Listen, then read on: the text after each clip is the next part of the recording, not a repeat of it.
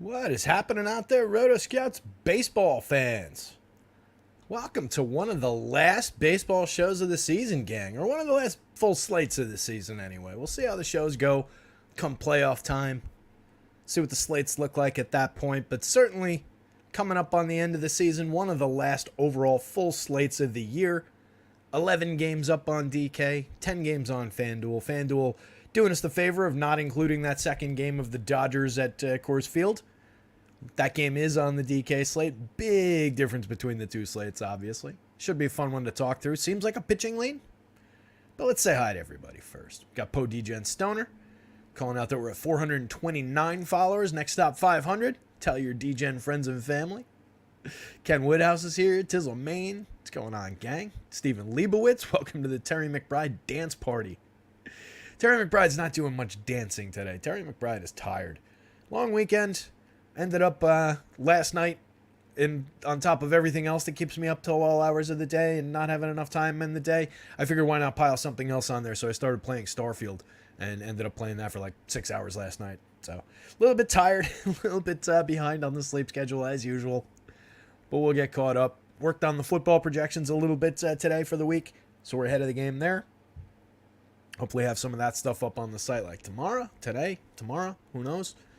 But stay tuned for that. Hit the subscribe button so you know when football shows go live, so you know when baseball shows go live the rest of the week when we jump on and talk about these remaining baseball slates. It's a self-inflicted wound. Yeah, definitely. Definitely. I also bought Baldur's Gate 3, but I didn't start that yet. I've still got Elden Ring. I almost called it Elder Scrolls, which is Starfield people. Elden Ring. I still have to keep on playing. It took me forever to beat that first dude and get into that first castle in Elden Ring for the like 5 people here who know what I'm talking about.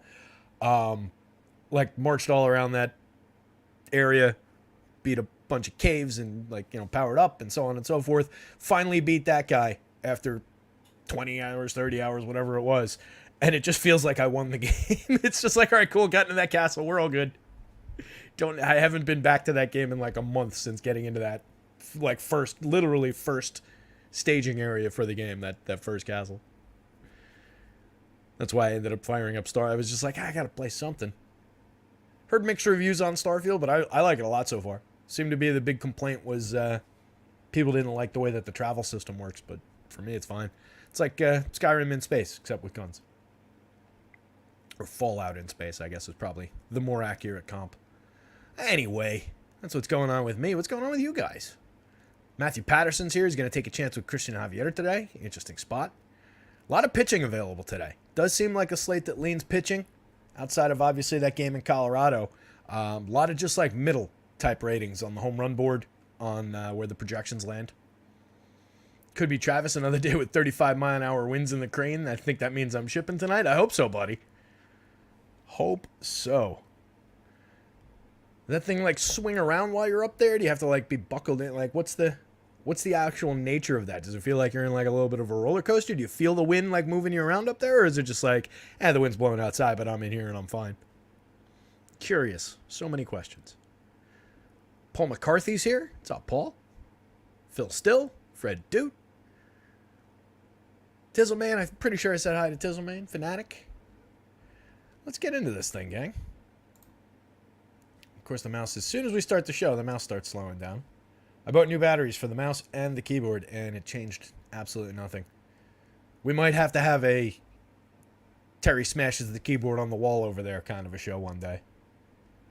I do have the wired one that I switched from, just right over there. And it drives me bananas. So I would kind of really enjoy just taking this thing and just giving it a over the desk, maybe angle the camera down and do it over the side of the desk. Tell these Logitech bastards what I think of them. Could be Travis said, no, you definitely feel it. There's a function that makes the crane swing freely when it's not in operation. That's the mode I have it in now. Just taking you wherever the wind blows, huh? All right. Sounds like fun. Does it hit a point where it goes, does it come all the way around, or does it just hit a point where you're just now that you're like a sail, you're just that way against the wind, not a sail, but a weather vane? Like, are you basically a giant weather vane when you're in that mode? Can you predict which way the wind's going to be blowing at the local ballpark? Jake Swales. What's up, Jake? Interesting one off the top. Yankees lineup drop with no Aaron Judge in it. Bump to Kevin Gausman. Yanks going DJ, Glaber, Austin Wells, the rookie catcher with 2 home runs. Giancarlo Stanton, IKF, Oswaldo Cabrera, Oswald Peraza, Everson Pereira, and Estevan Florial. Not exactly Murderers Row. Not exactly the 27 Yankees. Kind of rough. No Volpe, no Judge, no Rizzo. Torres is there. He's been the only good player in this lineup. DJ's up over the waterline for run creation at 102 WRC plus on the season, but it's been a lost year for DJ. It's been a lost year for Stanton outside of 24 home runs and 403 plate appearances. Pretty good. 231 ISO. Pretty good. 88 WRC plus. 12% worse than average. Not good in 403 plate appearances. 189, 273. Not one of these power hitters who does get on base, does create runs positively despite hitting below the Mendoza line. He needs to hit. 29% strikeout rate, 9.9% walks, 15.6% barrels, and 47.5% hard hits. He's still the most likely candidate for a home run in this lineup, but it's pretty limited. IKF I can't stand. Oswaldo Cabrera, not a major league hitter, and they have him hitting 6th. That should be Estevan Florial or either of the other 2 guys. Cabrera is the least favorable option to hit 6th in this version of this lineup. It's just a bad lineup by a bad manager. Peraza, Pereira, and Florial are all talented kids who Florial should have had their job already by now. The other 2 are kids that the Yankees expect to hit, expect to be a part of the team's future, or at the very least, trade assets going forward. That said, pretty limited in the output so far. 171 plate appearances for Peraza, 62 WRC plus, 2 homers, 4 steals. 83 plate appearances for Pereira, 36 WRC plus, 96 WRC plus for Florial.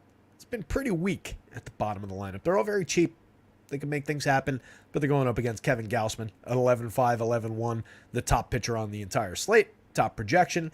Think, especially with no Judge, no Volpe in the lineup, just getting a premium opportunity to dominate this terrible version of the Yankees lineup. And we've got, 1, 2, 3, 4 guys in the lineup hitting at or around Mendoza. Only Glaber hitting over 250. Not that I care about batting average, but on an ugly team like this, I kind of do. Because none of those guys get on base. There's, nobody getting on base at better than Glaber's 345 clip. DJ at 328 is second. Ignoring the Florial 340, I guess. But look at all those 200 on base percentage. 1, 2, 3, 4, 5 guys in that lineup. 6, if we're counting the 307 from IKF. They don't get on base. They don't sequence. They really, in this version, don't hit for a ton of power. Might steal a couple bases. Pretty limited. So fire up the Kevin Gausman. Any format, either slate. Total lock and load type of a pitcher. You could fire up an extreme share of Kevin Gausman in this one, and I don't think you're making a mistake. I think he's got the biggest likelihood to put up a big score. Pretty high ceiling. 31.4% strikeout rate is one of the better strikeout rates on the board today. 3.29 ERA, 3.20 xFIP. He's been terrific all season. 9.8% barrels if we're looking at nitpick. 42.9% hard hits, but only 2.57% home runs. And again, going up against a weak version of the Yankees lineup. On the other side, King, kind of interesting. 6,000, 8,600. Really tough opponent. Only projects out like in the middle of the board for the money, but the price is fine. Had a monster the last time out. Struck out 13 the last time out. Has been fairly effective in the role as a starter. 13 strikeouts, 1 earned run. That was against this Toronto team. At Boston the time before that, went 4 2/3, gave up just 1 run on 6 hits, struck out 8. 5 innings in each of the 2 before that, struck out 9 against Milwaukee, gave up 2, struck out 4, gave up 1 against at Houston. That's basically his run as a starter. A lot of his work has come as a reliever this year, 94 2/3 innings. He's been very good, 31.1% strikeout rate. 6.9% walks, only a 1.80% home run rate. 2.66 ERA, 3.17 xFIP. Nice little rotation piece the Yankees may have found here. for DFS purposes tonight. I mean, not because he did that to this Blue Jays team the last time out, but it is a little bit of a additional note in our pocket to say, all right, well, there's a little bit of believability to the idea that King could go out there and not have a 13 strikeout game, but have another very good game for the money into the 30s, 40-ish type of a range. So a little bit of upside for him. Definitely the best piece of the Yankees lineup today. On the other side, the Blue Jays, definitely playable. They land 9th, kind of middle of the board, 9th, 10th by value on FanDuel, 13th by value on DK. Yankees are 17th, and that was when Judge was in the lineup, so figure they fall even further. But I think you can go to some Blue Jays against King here. Spring, Bichette, Guerrero, very, very difficult to strike out off the top.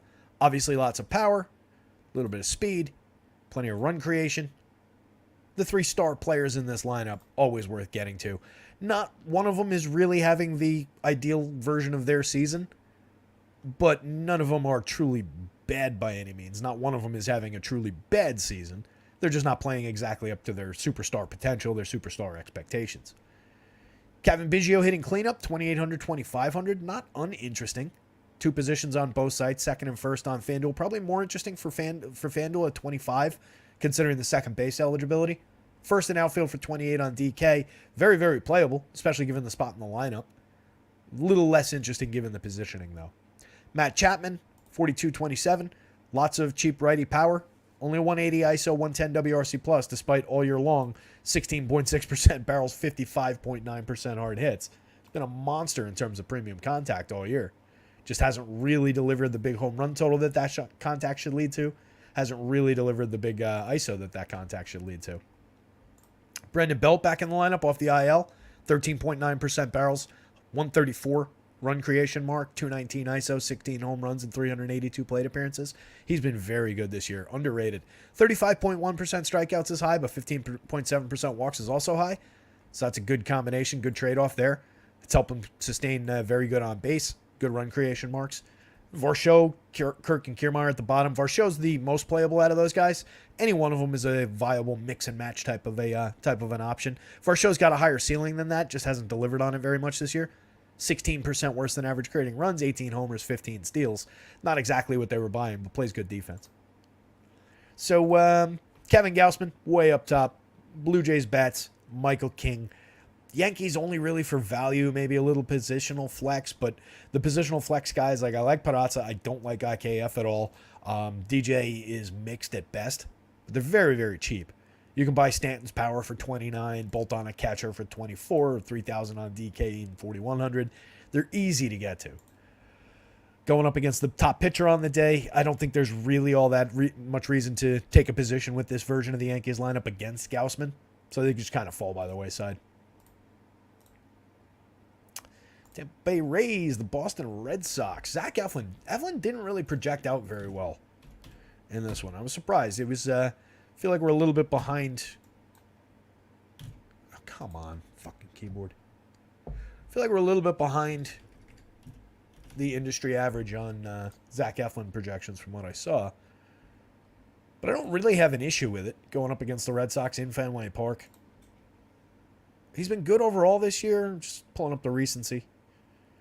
Only 5 innings in 3 of the last 4 starts, but went 7 2 starts ago at Baltimore. Pitching well. Handful of strikeouts. Hasn't given up more than 3 earned runs since August 13th when he gave up 6. In that mix, he's got an 11 strikeout game, a 10 strikeout game, an 8 strikeout game, all since that 6-run start in mid-August. Yeah, pitching to form. There's no reason to really think that he should be as diminished as he is projection-wise here, but the model doesn't like it. And when he costs that much, I'm happy to kind of just trust the model here. He's been pitching really well all season. 3.44 ERA, a 3.13 xFIP, 103 WHIP, 3.5% walks to go with 26.6% strikeouts. Doesn't really allow a lot of power. 8.6% barrels, keeps the ball down on a 9-degree average launch. Only 34.6% hard hits, 87 miles an hour of exit velo, 2.64% home runs. If there's a pitcher I was going to defy the model on today, it would probably be Zach Eflin, but it is a stout opponent. The Red Sox are pretty good. Probably better man for man than their results have been all season long in terms of like the makeup of this lineup. They land 7th by point per dollar on FanDuel, 13th on DK, but only 12th overall by collective fantasy point average, 14th by home run mark. Eflin definitely checks the power here a little bit. Only Devers up above the magic number, everybody else kind of in the middle. I don't know that it leads us to Red Sox stacks a ton, but I'm definitely cautious about the Eflin shares. I might have a couple, but not many, just given how he projects out and given how deep the pitching slate is. Tanner Houck, kind of a similar story on the other side. 21.6% strikeout rate. Not pitching anywhere near as well as Eflin, but I was expecting maybe a little bit more of a projection from Tanner Houck, but easier to get away from the Houck side of the equation here than the Eflin side. Eflin's just the better of these two pitchers. Strikes out more, has the higher ceiling. Houck typically works, 4 or 5 innings. Pitched 6 clean against the Yankees, of course. On the 14th, struck out 7. The other games around it, kind of mixed, kind of 4 or 5 inning-ish since coming back at the 22nd of August. 5 innings, 4 innings, 5 innings, 5 1/3, 6, 4. Handful of runs in every start except for the one against the Yanks. Pretty limited going up against the Rays lineup. 7,000, 7,100. The price is right, but he doesn't really project out for much of a ceiling. If we're only getting 5 innings against the Rays, a couple of runs, kind of just burns the play. So I don't really like the spot for Houck. Not a lot of strikeout upside. A little bit in terms of the home runs. He keeps the ball down. He avoids barrels, but he's still giving up 3+ home runs with this contact profile is a little bit high. A little bit of bad luck probably baked in there. 97 innings, 19 starts, and a lot of short outings. So some of them just pile up with a few additional home runs. But I think we can go to the Rays against him if you want. Jonathan Aranda up top. 868 WRC plus and 86 plate appearances. Junior Caminero, the premium prospect that just got called up 10 plate appearances ago, only 222, 300, 222 with a 56 WRC plus over his first 10 plate appearances. I think we can wait on him a little bit and trust in the prospect pedigree, everything that he's done in the minors. The fact that in his 10 plate appearances he does have a 16.7% barrel rate and 50% hard hits, that's pretty good. Very, very small sample, obviously. Totally meaningless. But the kid's supposed to be good. 2,900, 2,600, hitting second. Spots right. Isaac Paredes with all his power. 4,600, 3,000, plays 3 positions on FanDuel, 2 on DK. 30 home runs, a 240 ISO. Josh Lowe, 19 home runs, 32 steals, a 125 WRC plus. Maintaining a 200 plus ISO through the season, 10.9% barrels. No Brandon Lau. Hurt his knee, I want to say. Out for a few weeks. Kind of sucks. Curtis Mead, 3,000, 2,200 sneaking into the lineup, 273, 351, 394, creating runs 14% better than average over 74 plate appearances. Manny Margot, Raimel Tapia, Taylor Walls, Rene Pinto. This is not exactly the A-plus version of the Rays lineup here. Maybe a little bit of additional upside for Tanner Houck. Project him into the 20s maybe, given the lineup change, but still not a ton here. Just maybe takes the gleam off the Rays stack a little bit. They're cheap in this form. They're easy enough to get to. But maybe with the idea that Houck is taking away a lot of home run upside here, and they don't really have their biggest home run hitting version of their lineup, only 2 guys in the lineup with double-digit home runs. A lot of limited plate appearances, obviously. Yeah, a little minor bump to Houck. So it's probably... If I had to grade it out... much as I don't like going after Eflin, Red Sox bats, Eflin, Houck, Rays bats? Not exactly how I was expecting that one to fall, but I think that's probably right. You could very easily say Eflin, Red Sox bats, Houck, Rays bats. I have no issues with saying that Eflin's a good play today. Just doesn't really project out for it like it for a model. Travis Duarte says Michael is now pitching for St. Louis. Good note.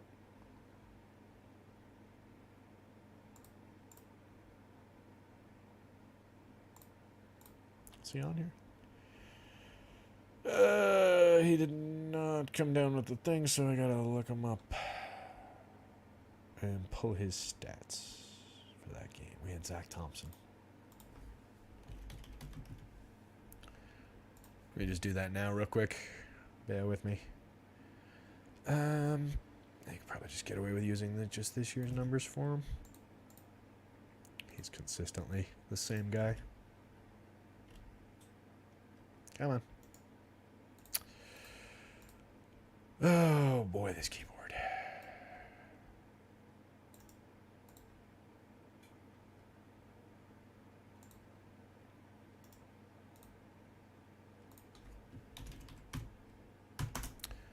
All right, come on.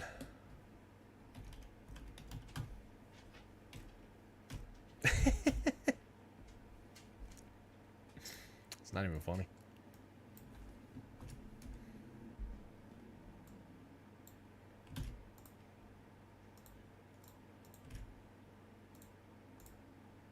All right, Miles Michaelis should be taken care of. We didn't actually look at the pitching board to start the show, did we? Michaelis ended up here. It's about right.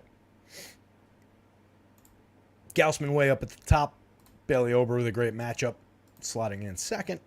Braxton Garrett, talented guy, doesn't pitch overly deep into ball games. Paul Blackburn with a good matchup against the Twins for a very cheap price. Kirby, tough spot, big game against the Astros. Seth Lugo, good matchup against the Giants for a fair price. Reed Detmers, again at a very fair price. That, what was it, Thursday last week, Friday last week? Whatever that small slate was with like a 7,000 entry tournament on FanDuel.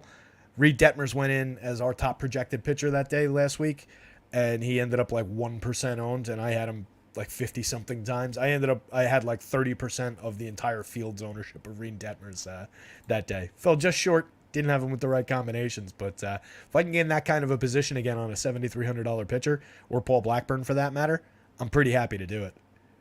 Justin Steele, brutal matchup against Atlanta. Harrison, I love the pitcher. I don't like the matchup. Projects out okay for the money.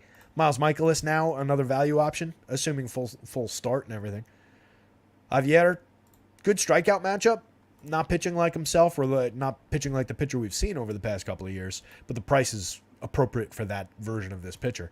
Eflin way down here for the money. Concerning, but obviously pitches very well like we just talked about.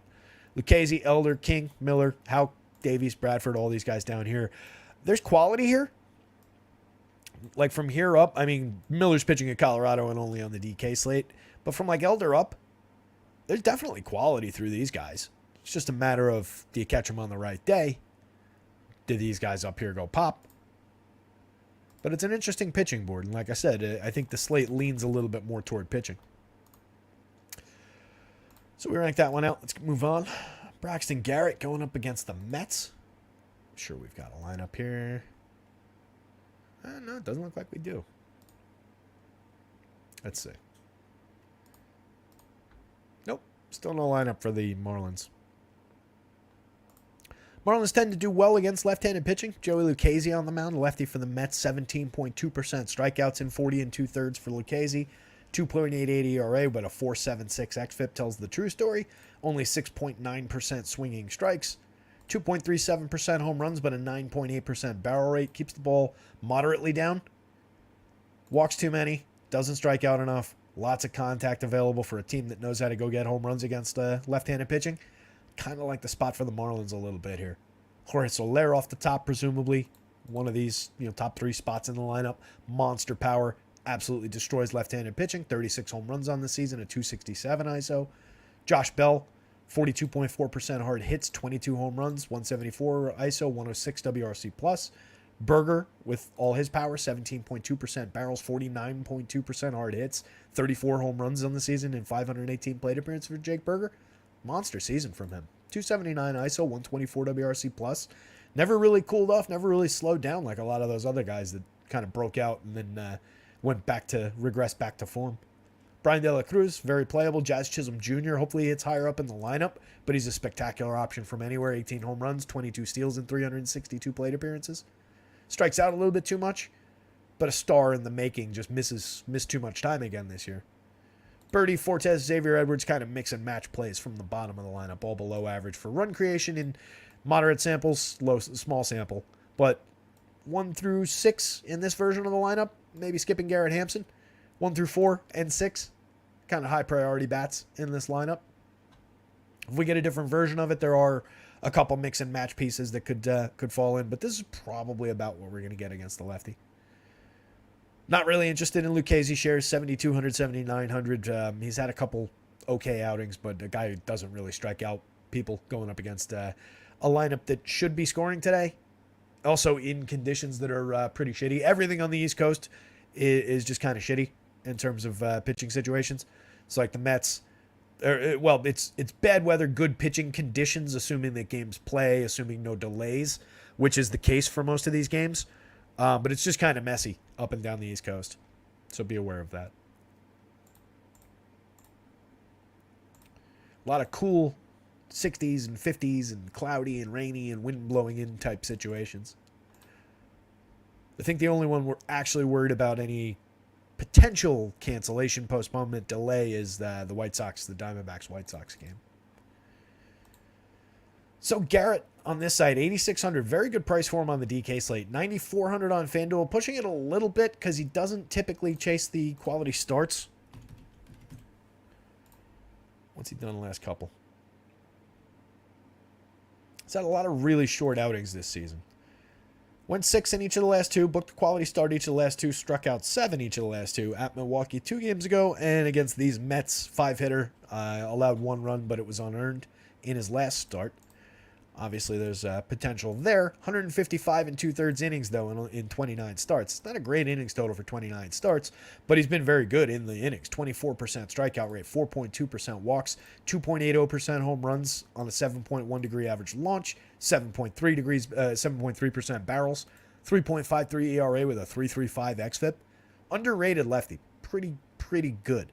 I think I take shares of him at 9,400 on the FanDuel slate. Definitely like the price on the DK slate. Mets lineup, Brandon Nimmo, Ronnie Mauricio, Pete Alonso, Francisco Lindor, Mark Vientos. Top 1 through 5 is pretty good. There's talent up and down the Mets lineup. It's not like they're untalented. They just haven't been good, if that makes sense. Like some of the Red Sox, same kind of a thing to a lesser extent. The Mets have been worse. And I think the Red Sox man for man are better, but both teams kind of underperformed for the players that are in these lineups. Brandon Nimmo, spectacular leadoff man. Francisco Lindor is a superstar shortstop. Pete Alonso, one of the top power hitters in the entire sport. These guys should be better. A lot of the pieces around them failed, but like a guy like Mark Vientos for 2,700, 2,600, you get him at first or third on FanDuel. First only on DK, which kind of sucks because you got a positional conflict with Pete Alonso. But he's got a very, very good contact profile. 10.1% barrels, 52.9% hard hits. Only 8 home runs and 214 plate appearances. Only a 154 ISO. Has not turned it into much, but makes stellar contact when he connects. 30.4% strikeouts and 3.7% walks are Mark Vientos' biggest problem. Ronnie Mauricio, the prospect they called up 82 plate appearances ago. 260, 305, 377, 89 WRC+, plus, 2 home runs, 6 steals. Been okay. Not a bad 82 plate appearances. Good spot in the productive part of the lineup. Pretty cheap, second and third. 3 positions on FanDuel for 2,800. Not bad. McNeil, slap hitter. 270, 334, 101 WRC+, plus, clinging to relevance for the season. Francisco Alvarez, 23 home runs. Might end up finishing the season with those same 23 home runs that he hit in like June and July. That was just that outrageous run. 219 ISO, 95 WRC+. plus. Staying involved, cheap catcher. Excellent contact profile still. Brett Beatty, very good contact profile, underperforming it in the triple slash and the counting stats, but a kid that they expect to be involved going forward. Tim LaCastro finally fixed his projections in the model. It turned out, of all things, he had a weird number in his hit by pitches column that was skewing his numbers completely because it was only scheduled for 55 plate appearances or something like that. And the multiplier for the hit by pitch was just way off. So it was giving me these oddball projections for Tim LaCastro's. The weirdest thing. Not that that matters at all, but 101 WRC+, plus, pretty unplayable from the bottom. You just need him to get on base and steal a couple bases. Hasn't delivered that big Tim LaCastro game that we get like once a year, but we're running out of time and we're probably not going to get it. I don't think today's the day. Braxton Garrett, Marlins bats. Nothing really from the Mets. A couple of hedge stacks of Mets is fine if you want to go there. A couple of Joey Lucchesi shares for very cheap on the DK slate as an SP2 if you want it. It's okay, but he should probably be in the 6,000s given the lack of strikeout upside. Lone Wolf, what's going on? Travis Duarte's here. Travis says, and a doubleheader. Michaelis is now pitching for St. Louis. Rockies start fire, then same old Rockies. Miller in play if pitch count isn't an issue in Podija and Stoner's opinion. Miller's terrific. Really good young pitcher. I don't think we need to go to a Coors Field pitcher in this one, though. There's a lot of depth on the pitching board. Just feels like we're getting too cute by going to that play. I don't totally disagree that he could have a good game by any means. Terrific pitcher, and the Rockies are just absolutely awful. But DFS-wise, it feels like it's a little bit cute.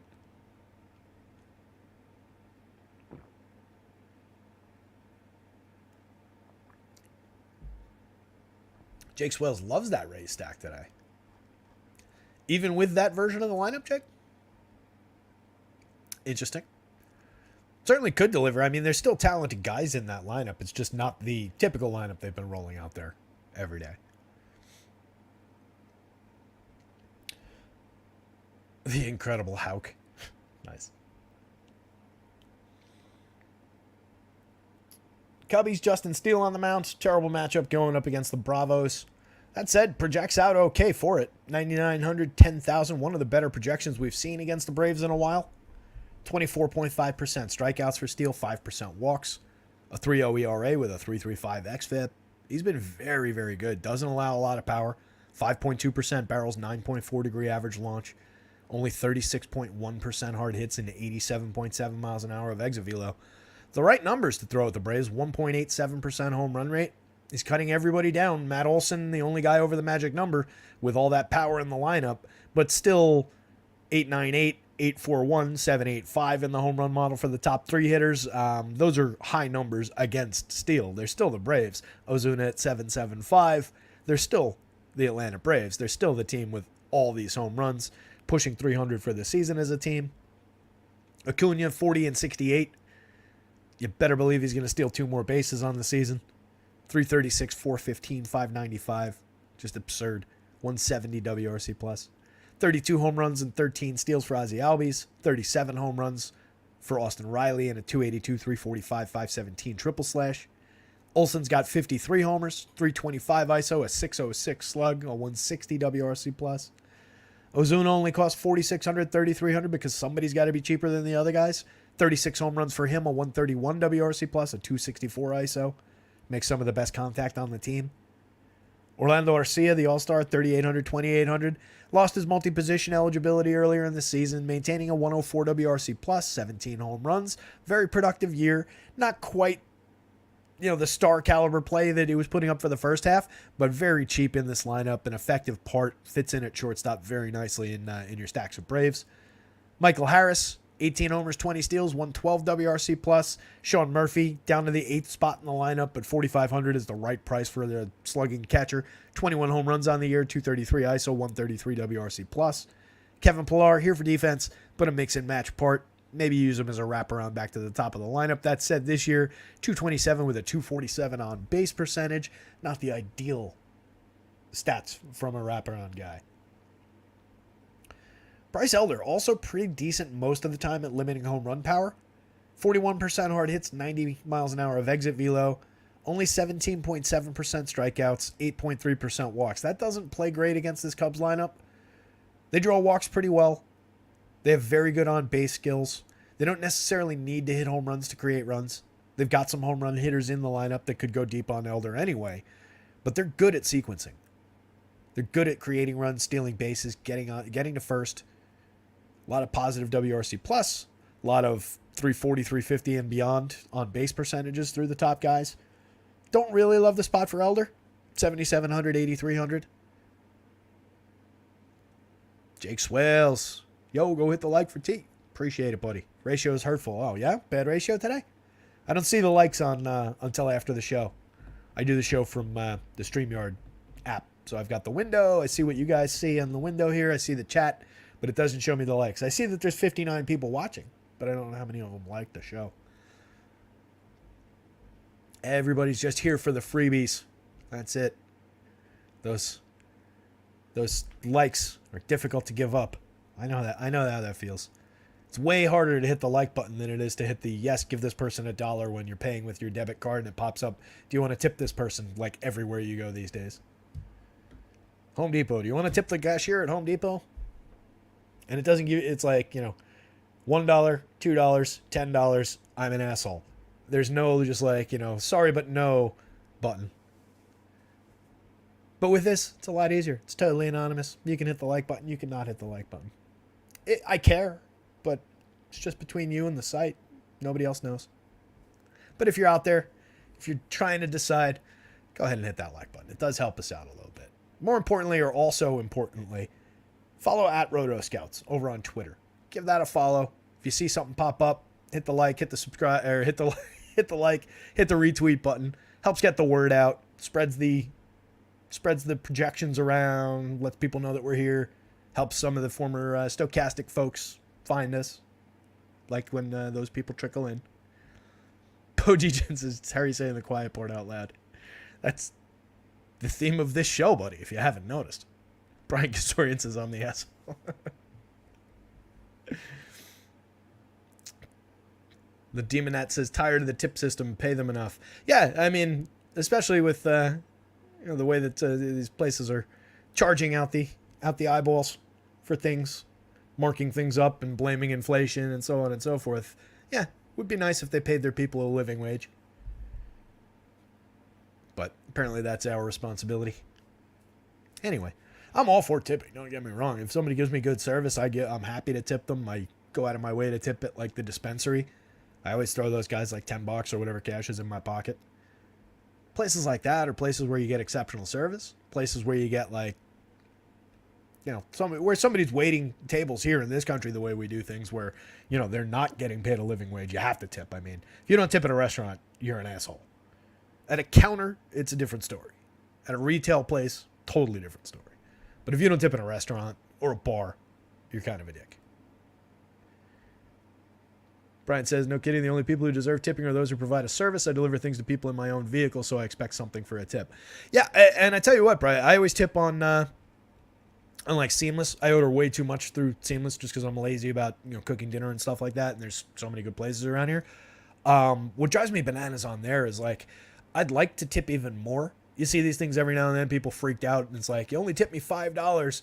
But like, all right, I tipped you $5. I paid way too much. I paid $27 for a pizza. I tip you $5.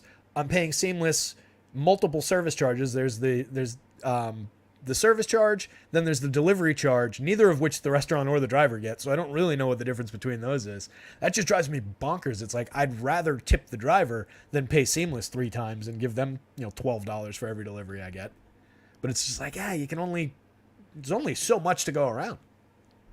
Anyway, Yay asks, my man Terry, what % variance would you recommend for MLB? NFL, I had it cranked to 75.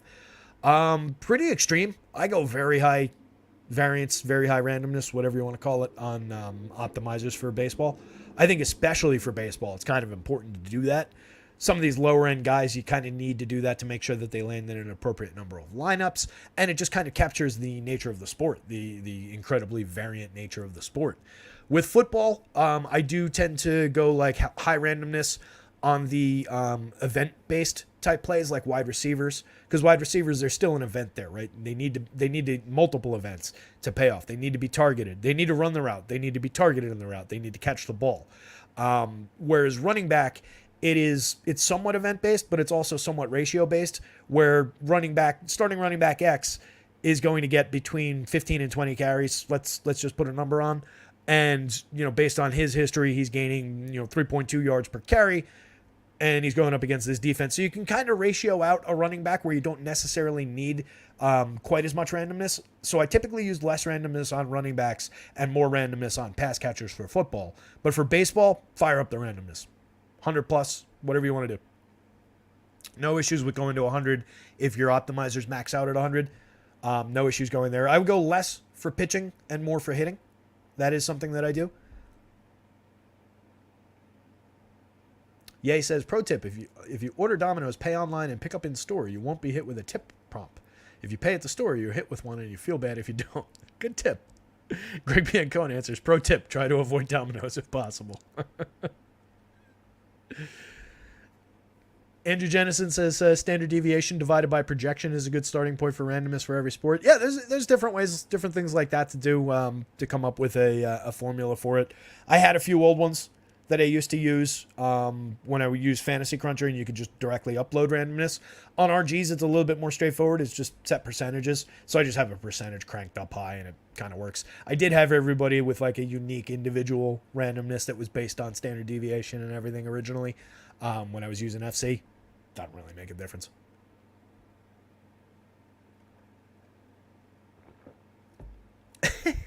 Dennis says, San Francisco expects you to tip the homeless guy for not shitting on the sidewalk. The houseless individual. San Francisco would castrate you for saying homeless guy. Cubbies. Bats going up against Elder. I do think the Cubs are a little bit playable here. Bottom of the laundry basket. Got a Cub shirt on. Look at that. It was one of those free credit card. Sign up for a credit card, we'll give you a t-shirt.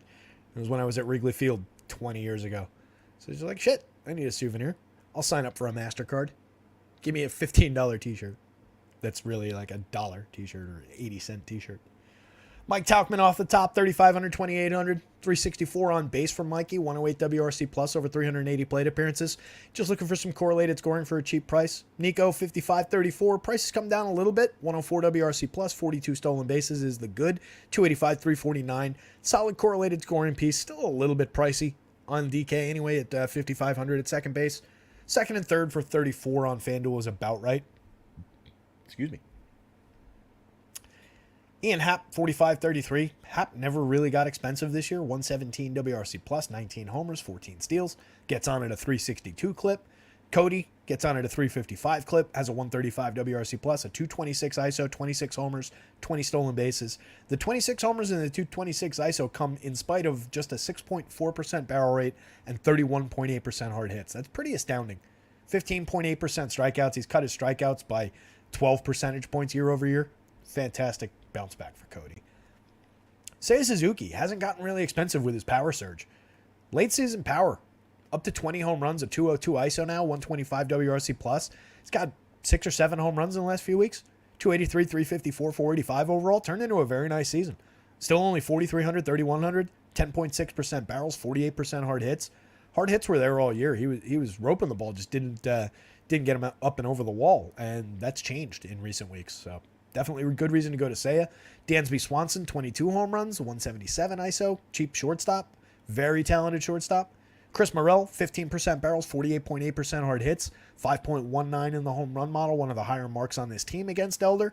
Multi-position on both sites, only 3,200 for 3 spots on FanDuel, only 4,800 for 2 on DK.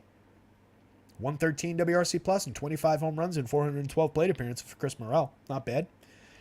John Gomes, Miles Mastrobuoni, mix and match parts. Mastrobuoni only 2,100. He was dead minimum over the last couple of days.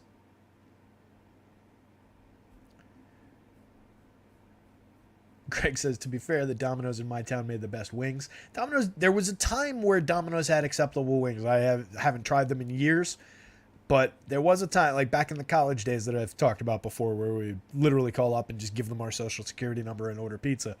The wings weren't bad. What term is housing impaired? Brian Kazorian wants to bring back the term hobo. Yeah, it's probably not a acceptable one these days. It doesn't sound overly offensive. Like, I feel like there was, like if you're an actual homeless individual, a homeless person with mental health issues, reasons that you can't be, like, there's obviously tragedy there. And there are obviously people who shouldn't be, made fun of or labeled or anything. But if you're like, I'm gonna throw a bindle over my shoulder and ride the rails and live the lifestyle on the road, like, that's a choice. That's what I feel like hobos were, right? I didn't feel like hobo and homeless guy, like the guy sleeping under cardboard, naked on the street in New York City. And a guy, that's it. Greg B and Code nailed it. The guys who rode the trains were the real hobos. Yeah, the guys who jumped the freight cars and like there was a code and like the lifestyle of the road and stuff. Those are hobos. Stephen Leibowitz says he agrees. 7-Eleven pizza is fantastic in Boston, says Vic David Figueroa. I'll take your word on that one, Vic. I would have to think that Vic is trying that 7-Eleven pizza late at night, maybe after the T stopped running and he's on like a long journey home across Boston or something like that. After a long night at the bar, maybe he went out to like a Cambridge bar over by Harvard. He's got to make it all the way back over like by the Boston College part of Boston, so there's a long way to go. There's a 7-Eleven in between. It's 2 o'clock in the morning. Vic's tanked. He says, man, this 7-Eleven pizza is good.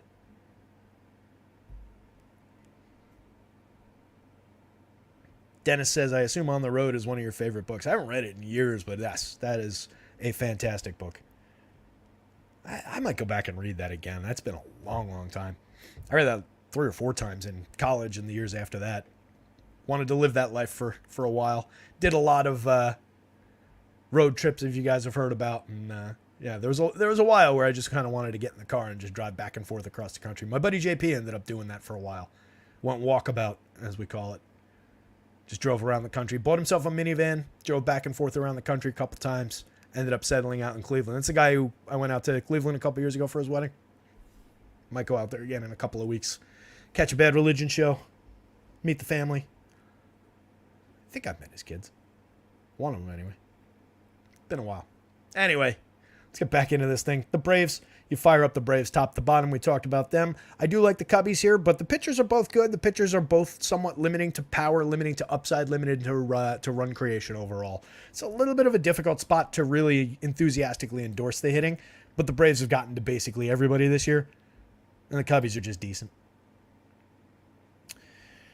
Good pitching on both sides of this one. 6,700, 7,500 for Paul Blackburn going up against the free swinging Twins lineup. Confirmed version of the lineup, 26.6% strikeout rate for the Twins. Lot of Ks on deck for Paul Blackburn here. 22.6% strikeouts, 4.11 ERA, 4.25 xFIP. 151 whip is a little high, 8.7% walks is a little high. The barrels, the hard hits, are both spectacularly low. Exit velo is very low. 2.24% home run rate is very, very good. Blackburn's a capable guy.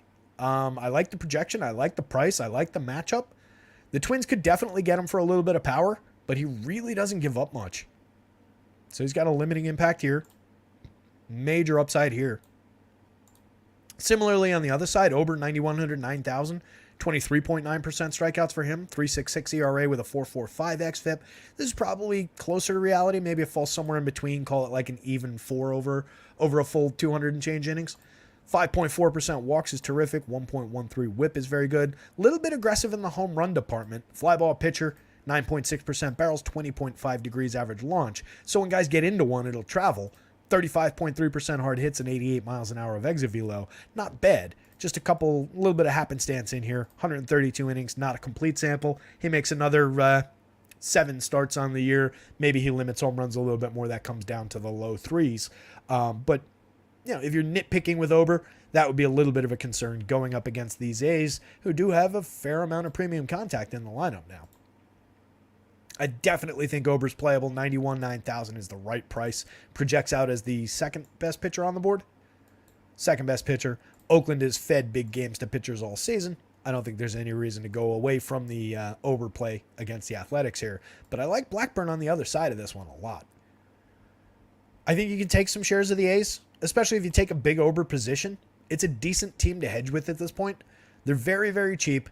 They've got some key hitters in this lineup. Lefty Ryan Noda gets on base at a 369 clip, 15 home runs, a very good contact profile. Strikes out a ton, but walks a ton.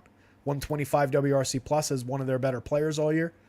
Zach Geloff down to 48-34, 13 home runs and 14 steals in 273 plate appearances, a 140 WRC plus. He's been very good. 249 ISO, 11.4% barrels, 41.1% hard hits. Brent Rooker over the magic number for home runs on the day. He was the home run pick from the Athletics today. 16% barrels, 50.4% hard hits. Can he get the magic 30?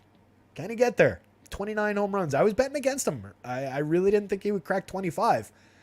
Can he crack 30? Dude, I would have to admit this is a good season from Brent Rooker if he gets 30 home runs. It's a good season from him anyway.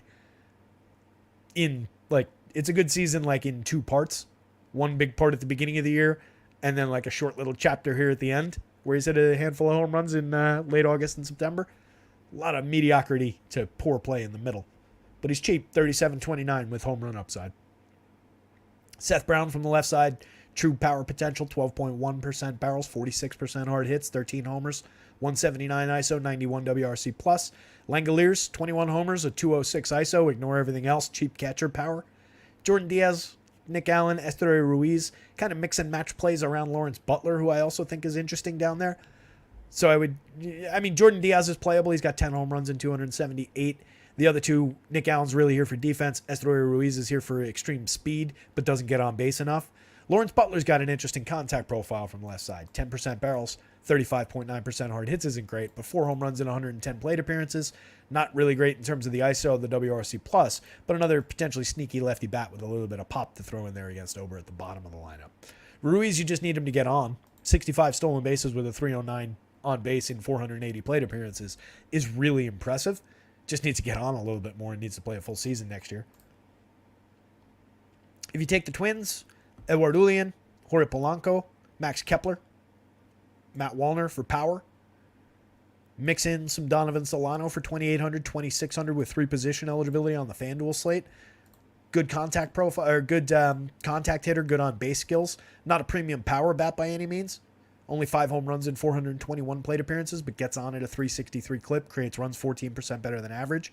Directly in front of a couple premium bats like Max Kepler for 45-29. He's got 23 home runs, 222 ISO to lead the team. 237 for Matt Wallner and 237 plate appearances leads the team now. Julian's been good. 14 home runs in 384 plate appearances, a 132 WRC+. Jorge Polanco's got 14 homers in 332 opportunities, a 205 ISO. Very, very good power hitter at second base. Second and third for only 3,200 on the FanDuel slate. These guys are cheap and easy to get to. If you don't believe in the Blackburn side, there's every reason in the world to take out some shares of the Twins. I just like the way that Blackburn limits power, and I like the strikeout potential against these Twins. Kyle Farmer's an interesting bat. 2,700, 3 positions on FanDuel, 29, 2 positions on DK. 11 home runs this year. He's got mid-teens home runs the last 2 years. 101 WRC plus this year. Wallner's got 12 homers in 237 opportunities. A terrific contact profile. Very cheap still. Big lefty bat late in the lineup. Michael A at the bottom, 20 home runs, 13 steals, 94 WRC plus, but 217 ISO in 371 plate appearances. A sneaky power bat that nobody ever plays except us. Bailey Ober, Paul Blackburn. Twins, Athletics. 4 corners, though. I think all 4 sides of this can be in play if you want them. But I prefer the pitching on both sides. Good spot for pitching in this one. All right, Miles Michaelis on the board. 6,200, 6,500. The price is definitely right. He doesn't strike out many. 4.95 ERA, a 4.82 xFIP, 4.6% walks. We have a... bear with me one sec.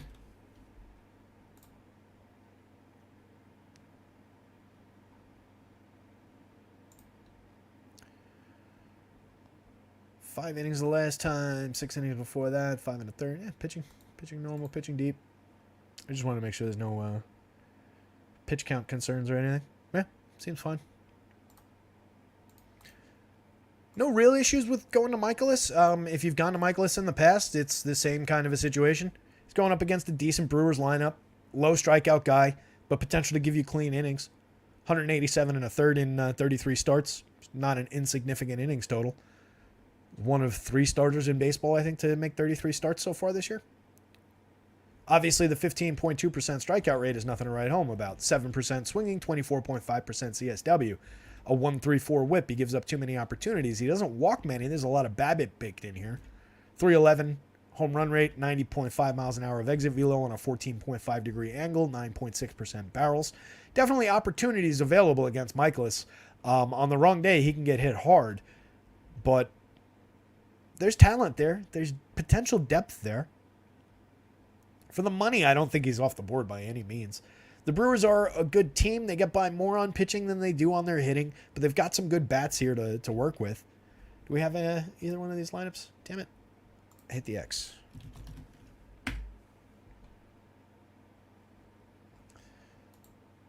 Sure, we've probably got at least one of these lineups. We've got them both. Look at that. So Christian Yelich is back in the Brewers lineup, which is good. Not sure if he came back a couple days ago and I missed it. We've been, I think, we were off like 4 days from baseball shows over the weekend with football and everything.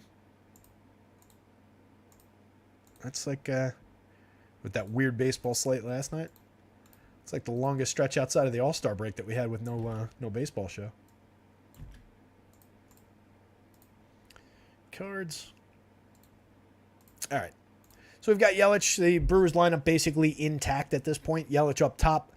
Obviously their star, 5,200, 3,800, never pricey enough. 276, 365, 447, 19 homers, 27 steals, 120 WRC plus. It's a terrific option. He's not crazy overpriced by any means. He's fairly priced on DK at 52.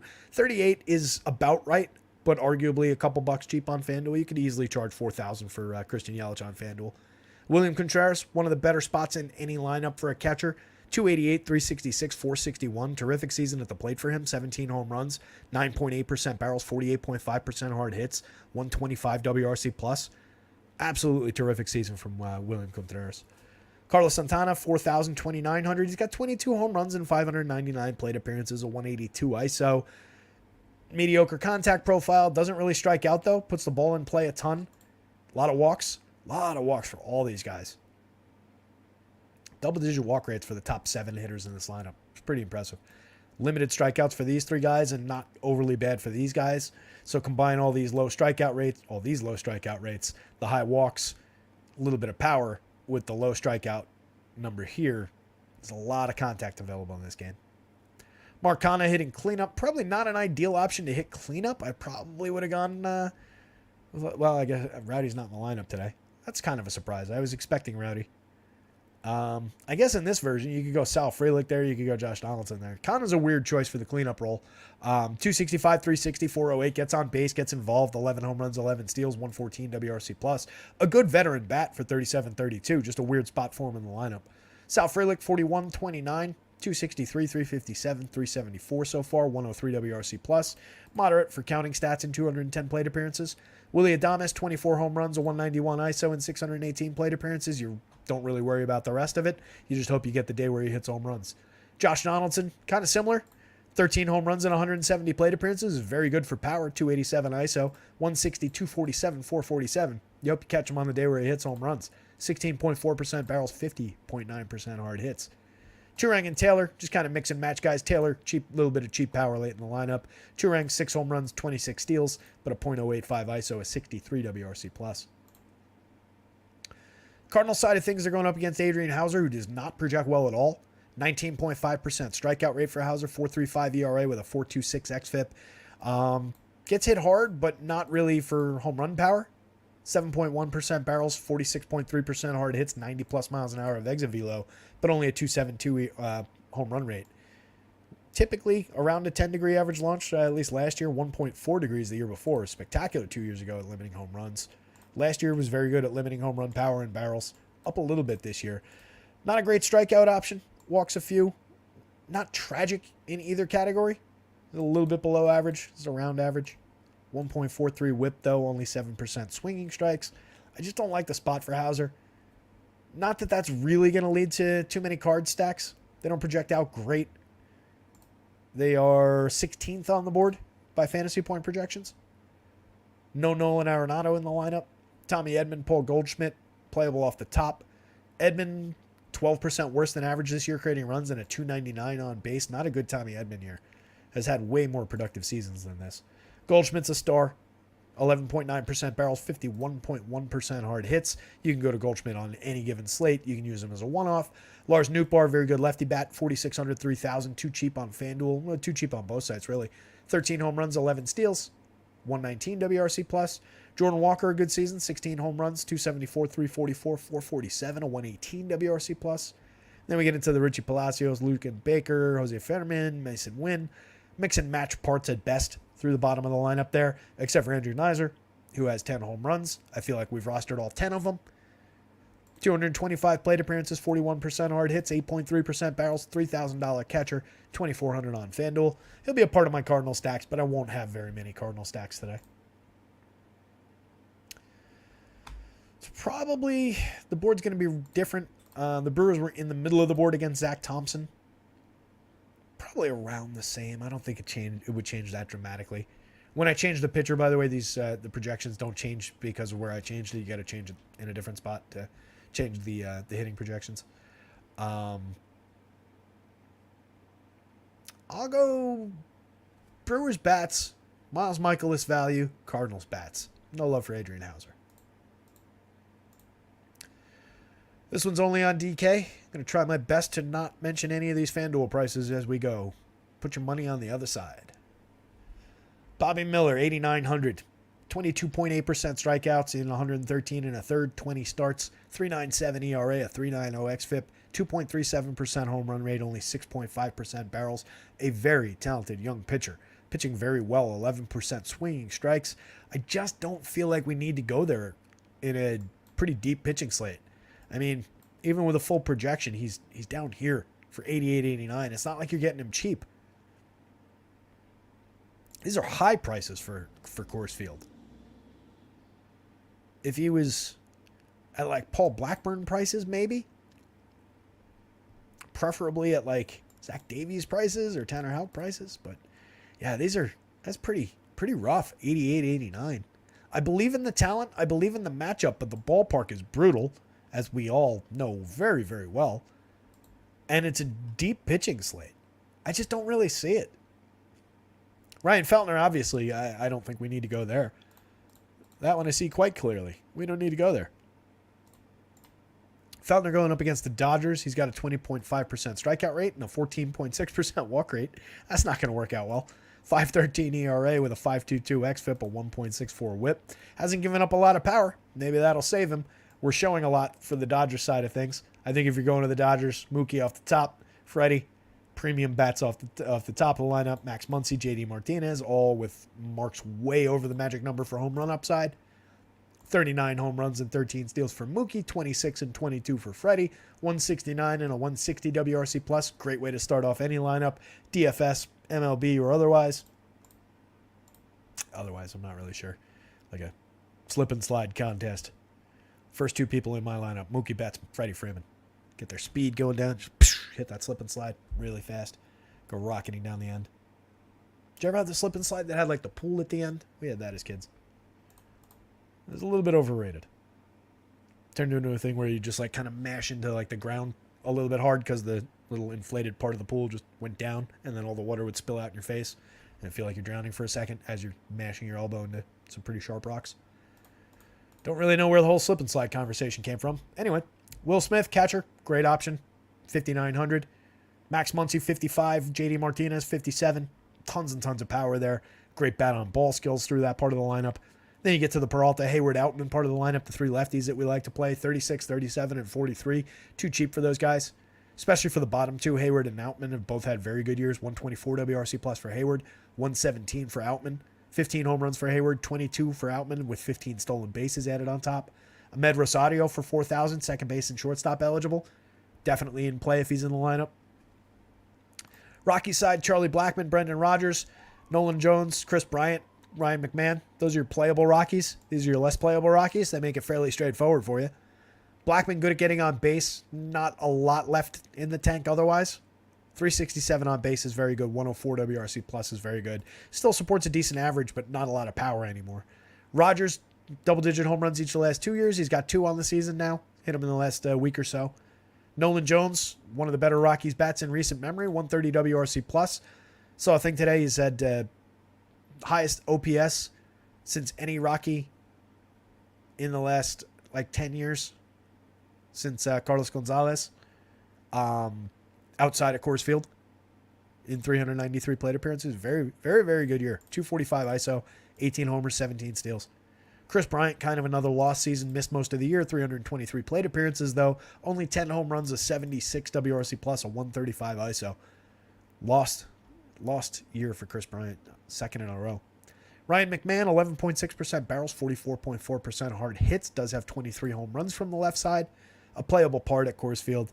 Elias Diaz, cheap catcher. Ezekiel Tovar, cheap shortstop with a little bit of counting stat ability, but not much else.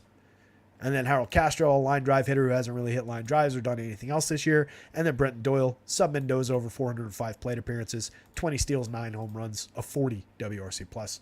Not playing every day, but by and large. Dodgers bats. Maybe some Rockies bats. Don't really think we need the pitching. Dodgers bats with tons and tons of enthusiasm. Back to a both-sided slates situation.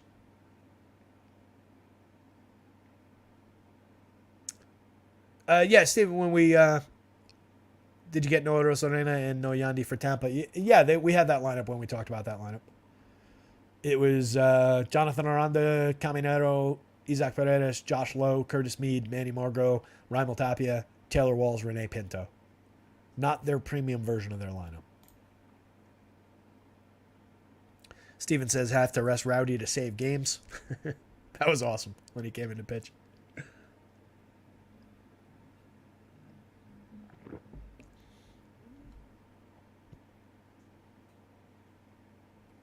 Oh, Vic was trolling about the 7-Eleven pizza. You read the Domino's has great wings comment. Brian chimed in about the 7-Eleven pizza surprisingly good near me as well. Listen, there is definitely something to be said for I've had a couple beers. It's 4 o'clock in the morning. This is just hot and has cheese on it and it's crispy. Elio's Pizza, all those different things. Yeah. There's a space for those for sure. Pope says, happy Tuesday. Finished 10th last night in my GPP, almost 3x. Thank you for the insight. Almost was dead with my 24-10 Eagles prediction. That's awesome, Pope. Glad to hear it. Congrats. Dead on with my 24-10 Eagles prediction. Sorry. Almost dead. I read that wrong. Almost dead on with the 24-10 Eagles prediction. Nice. Well, I like the 10th place finish either way. It's pretty solid. 3x. Always nice. Brian says, if Coors isn't bad enough, baseball is actually considering expanding to Mexico City. That would be fun. Those games are absurd when they take place down there.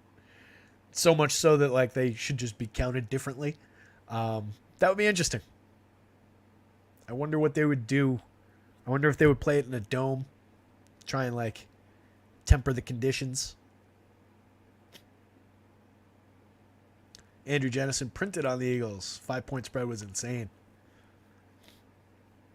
Couple of ugly football games last night. I didn't really enjoy those games, I got to say. DFS side was fun. Fell a little bit short of where I was hoping to be. Had some interesting lineups. But just overall, that like kind of lousy football. It sucks to see Joe Burrow so limited. Feels like Burrow couldn't get the ball out deep all that effectively with the calf injury.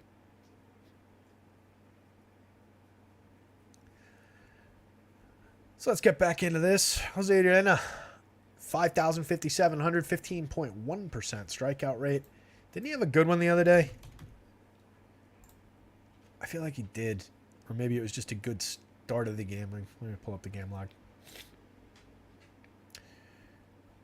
That's right. It was a start of a game 2 games ago. And last one wasn't bad. 4 strikeouts, but only 1 earned run. Went 6. That was at Washington. The game I think I was thinking of was the 8 strikeout game, 6 1/3, but ended up giving up 6 runs on 3 home runs. That was against Minnesota. Either way, Urena, not a good pitcher. 15.1% strikeouts, 10.1% walks in a small sample, 34 2/3 innings, a 7.27 ERA, a 7.55% home run rate. Obviously, a little bit inflated by the small sample, the 3 home run games, but has not been good throughout his major league career. 14.6% strikeouts last year, 14.7 the year before in larger samples. A very, very limited pitcher. I think you can absolutely throw some Diamondbacks bats back at this pitcher. Decent home run marks through the top part of the lineup. A little bit for Lourdes Gurriel as well. Corbin Carroll, premium season, 25 home runs, 51 stolen bases from the rookie at 222 ISO, 134 WRC plus. Slowed down. I mean, would have exceeded these numbers if he had kept pace all year, but an outstanding season overall. 5,600, 4,100. Perfectly fine to pay those prices when everybody else in this lineup is cheap. Ketel Marte, 47, 37, 24 home runs at second base, 128 WRC plus, 210 ISO. Tommy Pham, 16 and 21 with a 113 WRC plus. And then Christian Walker costs 4,400, 3,300, which is just absurd for a first baseman with 31 home runs, 11 stolen bases, a 121 WRC plus, a 233 ISO, a 19% strikeout rate, a 40.4% hard hit rate with 11.2% barrels. I do not know why he is so inexpensive. Take advantage. Alec Thomas, 27-25, a cheap playable part, 9 home runs, 9 steals, but 24% worse than average creating runs. I greatly prefer Lourdes Gurriel, 3,600, 3,000. He's also too cheap. 24 home runs for him, a 208 ISO, a 106 WRC+. Gabriel Moreno, cheap catcher, 2,900, 2,500, 291, 343, 417, creating runs 6% better than average. 7 home runs, 6 steals, and 361 plate appearances. For 29 where you need catchers, definitely playable. 25 where you don't need catchers, playable. Jace Peterson or Aldo Perdomo, mix and match options. Perdomo from the bottom of the lineup, you can wrap around. 355 on base is effective enough to wrap back around to the top. You don't really need to do that. The top part of the lineup's really where you want to get involved, 1 through 4 and then 6. But there's definitely playable options up and down this lineup. Zach Davies going up against the White Sox doesn't really lead me to any shares of Zach Davies. Projects out just mediocrely. Mediocre comes to a mediocre projection. Yeah, something like that. Lands at a mediocre projection. 5,300, 7,300. A more throwable dart at 53 on the DK slate. There's just enough idea that maybe he pitches 5-6 clean innings for that very, very cheap price.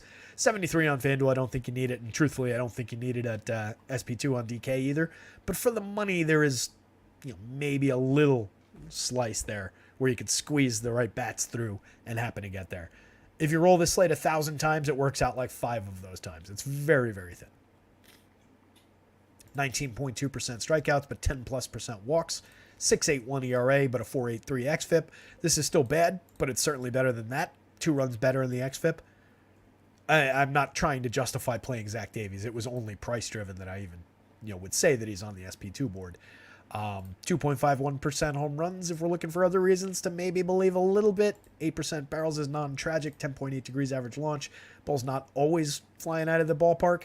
But that said, not a good pitcher. When was the last quality start from Zach Davies? 4 innings last time, gave up 3 earned, 5 strikeouts. 4 innings the time before that, gave up 3 earned, 5 strikeouts. 3 innings before that, gave up 5 earned, 2 strikeouts. 6 innings against Baltimore on September 1st. Gave up 1 earned, walked 1, struck out 6. 4 hits in 6 innings. Quality start. You get that game for 5,300? It's not bad. It's thin, but it's potential. The Orioles are way better than the White Sox, and he did that to the Orioles. We're not game log hunting. We're not doing anything other than examining the possible for the 5,300. Not saying that is at all predictive of what's going to happen tonight. Just saying that even a bad starter like this is going to have 5 games a year where he has a decent start for that money. He's not going to strike out more than 4 or 5, 6 maybe. But 6 strikeouts, 6 innings, only 1 run for 53 at SP2. There are worse options. I like this better than I like the pitchers at Coors. Let's put it that way. I definitely think you can take some shots with White Sox on the other side of that if you want. They're extremely cheap. Tim Anderson up to a 62 WRC plus on the season. Benintendi at an 89. Timmy's got 1 home run, 13 steals. He's been sitting on that a while. Benny's got 5 and 13. He's been sitting on that a while too. 20 home runs for Andrew Vaughn. Oh, no Lubob. He went on the IL to end his season today, by the way. So yet another reason to think that Zach Davies may benefit. He doesn't have to face their best 3 hitters who are all Luis Robert. He's got to face Andrew Vaughn and Eloy Jimenez and a cast of mediocre options. These are the only 2 players over the league average for run creation. The only 2 guys hitting for any kind of power. Yeah, maybe we don't go to White Sox on the other side of that. If you do, you want these 2 guys, probably Joel Moncada, and then either Tim or Andrew, or maybe some Gavin Sheets, maybe some Trace Thompson at the bottom. I don't really like it. 13.4% barrels for Thompson, 44.8% hard hits, a 6.35 home run mark in the home run model today, but 174, 297, 326, 24% worse than average, creating runs in 155. Just trying to poach a home run there. Very low-end bats for the White Sox. Elvis Andrus sucks. Gavin Sheets hasn't really done much in 320 plate appearances, 10 home runs, pushing the Mendoza line, 61 WRC plus. Chill, buddy. Yeah, not a lot to like about the White Sox bats all today. I'm not going to let that tempt me into too much Zach Davies here, and I don't want to endorse it too enthusiastically, But that $5,300 price is definitely at least tempting on the DK slate. Diamondbacks bats. Zach Davies. Just for value as a dart on the DK board. Don't make the mistake of thinking that I'm saying that Zach Davies is a good play today. This is a very large field tournament dart at best. White Sox bats way down the bottom. No Jose Urena.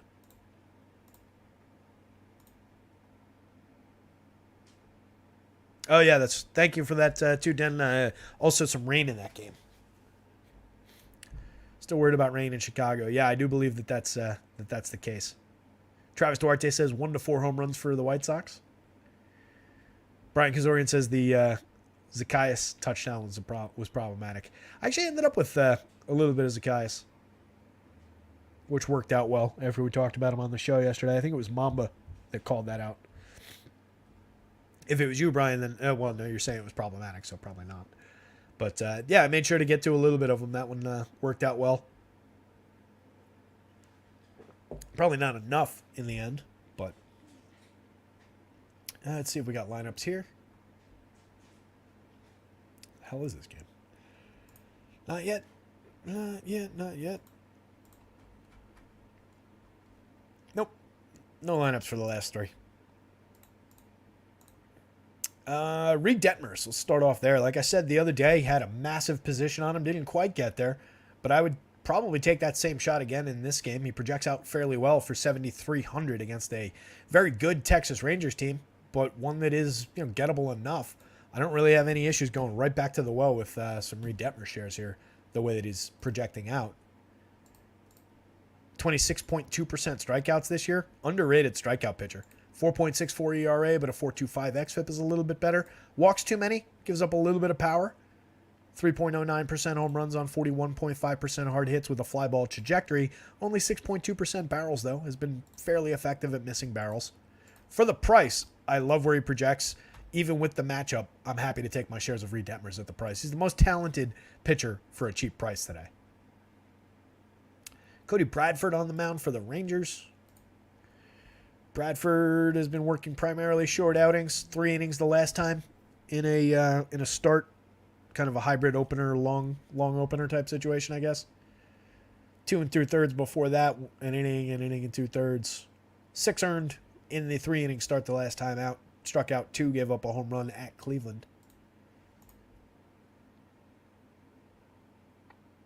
Figure they'll give him 4 if things go well. 4, maybe 5, but I don't really see it. 5,400, it's not as on the board, I don't think, as even Zach Davies. Just probably pretty limited in terms of depth, not really fully stretched out. Worked 5 innings once this season. That was back in mid-July. Since then, pitched on July 30th, went 3 innings, was out for all of August. September, an inning on September 2nd and 3rd, inning and 2/3 on September 6th, an inning on September 10th, 2 2/3 on the 14th, and then 3 innings in that start on the 17th. I can't imagine he's getting more than like 4 innings here. So basically off the board. Angels lineup, maybe you take some of the righty power. He has been giving up a little bit of home run upside, 12% barrels, 44% hard hits, 20-degree average launch, 4.31% home runs in his 50.1 innings, or 50 1/3 innings, rather. That said, it's kind of a mediocre Angels lineup at this point. Grichuk has a little bit of righty power, 15 home runs and 450 plate appearances. Drury definitely has righty power, 23 home runs at 222 ISO and 502. Logan O'Hoppe and 179 plate appearances has 13 home runs at 263 ISO from the right side. Everybody else either short samples or just mediocre performers. Jared Walsh, pretty good lefty power, but only 4 home runs at 133, 227, 296 triple slash in his 110 plate appearances. Missed most of the season. Eduardo Escobar has been here for most of the season and has just been bad. Rounding out, kind of a decent switch hitting, power hitting career, but not much left in the tank, I don't think. Joe Adell never really landed at the MLB level. Tons and tons of minor league power, as we've seen. A 300-plus ISO over each of the last 3 years in the minors. Over 43 plate appearances, he's got 3 home runs at 359 ISO, but hasn't done much else. But a sneaky enough power bat late in the lineup going up against a mediocre lefty.